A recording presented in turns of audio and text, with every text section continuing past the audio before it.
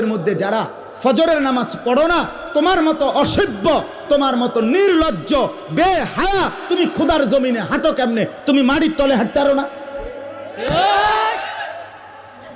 তোমার মতো অসভ্য আর কোনো মানুষ হয়নি বেটা, বেহায়া কোথাকার।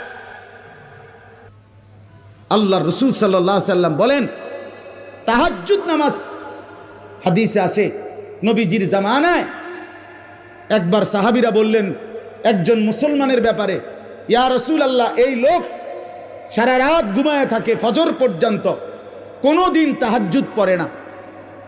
তাহাজ্জুদ মানে ফজর না, ফজরের আগের নামাজ। কথা বোঝেন নাই আপনারা? নবীজির সাথে সাথে মিশকাতে আমরা নিজে পড়ছি, আল্লাহ রসুল বললেন যালিকা রাজুলুন বালাশ শাইতানু ফি উদুনাইহি। নবী বলেন তাহাজ্জুদ পড়ে না কখনোই, তাহলে তো এটা এমন একটা লোক যার দুই কানে